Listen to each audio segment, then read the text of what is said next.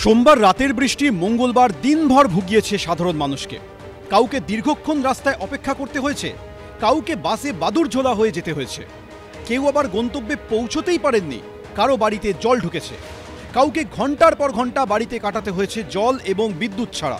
তবে চারিদিকে যখন শুধু দুর্ভোগ আর দুর্ভোগ, তখন এই বৃষ্টি অন্তত একটা মানুষকে একদিনের জন্য স্বস্তি দিয়েছে। তিনি তৃণমূল বিধায়ক এবং রাজ্যের কারামন্ত্রী চন্দ্রনাথ সিংহ। মঙ্গলবারই আদালতে রায় ঘোষণার কথা ছিল যে তিনি ইডি হেফাজতে যাবেন নাকি বাইরেই থাকবেন, কিন্তু দুর্যোগের কারণে মঙ্গলবার বিচার ভবনে কোনো মামলা না করার সিদ্ধান্ত নেন আইনজীবীরা। এজলাসে বসেননি বিচারকও, ফলে এদিন রায় ঘোষণা হয়নি। চন্দ্রনাথ সিংহর ভাগ্যে কি রয়েছে তা জানা যাবে বুধবার দুপুর 2টোয় রায় ঘোষণা করবেন বিচারক। এইসব লোককে হেফাজতে নিয়েই জিজ্ঞাসাবাদ করা উচিত, কারণ উনি যে টাকা তুলেছেন কার নির্দেশে তুলেছেন? উনি তো শিক্ষা দপ্তরের কেউ নয়, উনি এসএসসিরও কেউ নয়। তা উনি টাকাটা তুলেছেন কেন, চাকরি দিয়েছেন কেন, কী করে? ওনার মাথায় কার হাত আছে? ভাইপোর হাত না পিসির হাত না কেষ্টমণ্ডলের হাত? এটা তো জানতে চায় পাবলিক। অতএব ওকে হেফাজতে না নিলে উনি কেন বলবেন এ কথা?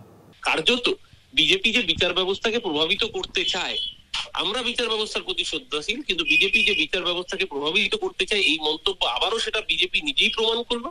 এই উন্মাদের পাঠশালা রোজ যে নিত্য নতুন নাটক দেখাচ্ছেন ডেরক অপোজিশন, যে হাস্যকর জায়গায় নিজের দলকে নিয়ে গেছেন।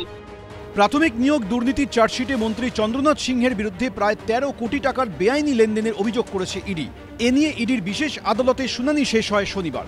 শুনানিতে কারামন্ত্রীকে হেফাজতে নেওয়ার জন্য জোরালো সওয়াল করে এনফোর্সমেন্ট ডিরেক্টরেট। ইডির আইনজীবী দাবি করেন হেফাজতে নিয়ে জিজ্ঞাসাবাদ প্রয়োজন। যে নথি পাওয়া গেছে তা চন্দ্রনাথ সিংহকে হেফাজতে পাওয়ার জন্য যথেষ্ট। পাল্টা চন্দ্রনাথ সিংহর আইনজীবী দাবি করেন তদন্তের জন্য হেফাজতে নেওয়ার প্রয়োজন নেই। ইডি বেশ কিছু তথ্য চেয়েছিল যা কম সময়ে দেওয়া যায় না। এই তথ্য হাতের কাছে থাকে না। শেষ অবধি চন্দ্রনাথ সিংহর ভাগ্যে কি রয়েছে? ইডি কি তাকে হেফাজতে পাবে নাকি চন্দ্রনাথ বাইরে থাকবেন? জানা যাবে বুধবার দুপুরেই।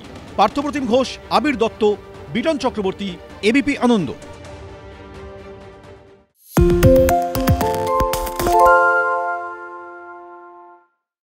সত্য অন্তহীন, সত্যের খোঁজও তাই, সত্য সন্ধানে তাই আমরা অক্লান্ত, অকুতভয়। এবিপি আনন্দ নতুন ভাবনার প্রতীক, যা মনে মুক্ত, তথ্যে যুক্ত এবং যাবতীয় সীমানার বাঁধন থেকে মুক্ত।